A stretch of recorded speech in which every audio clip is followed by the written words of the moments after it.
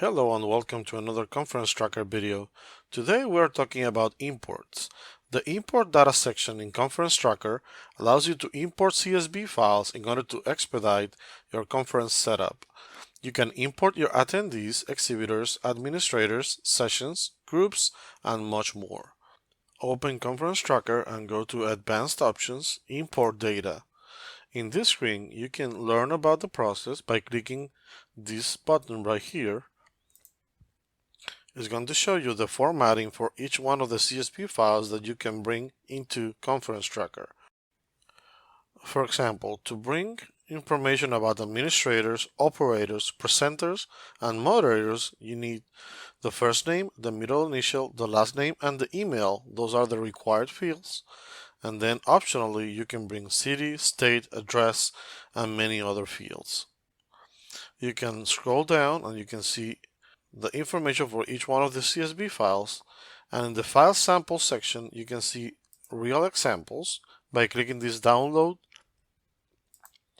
you can have an actual file with dummy information where you can actually see what is required and how the information looks in the CSV file.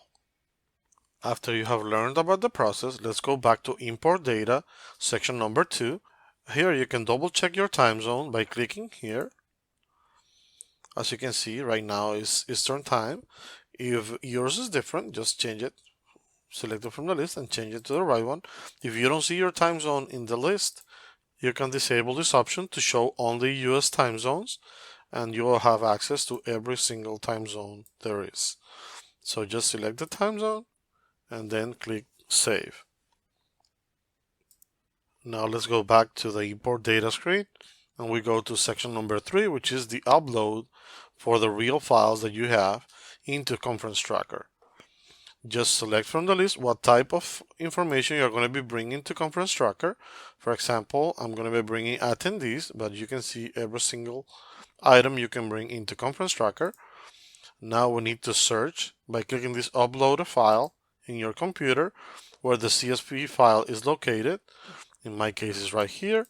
I'm going to double click the file, and now the import process is going to start.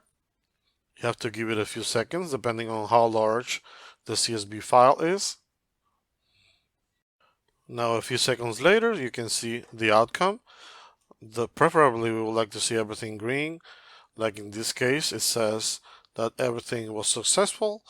If there happens to be an error when it finishes uploading, we will have to go back and check the CSV file, making sure that all the mandatory fields are there and the formatting of the information is correct. Also, we need to be certain that the CSV file is not open in another application. You can use the documentation to make sure that the formatting and everything looks okay. After fixing the file, we will need to restart the process and see a successful outcome.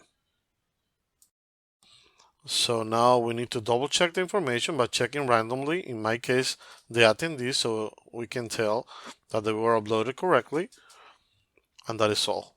If you have more than one CSV files, you will have to follow this same process as many times as needed.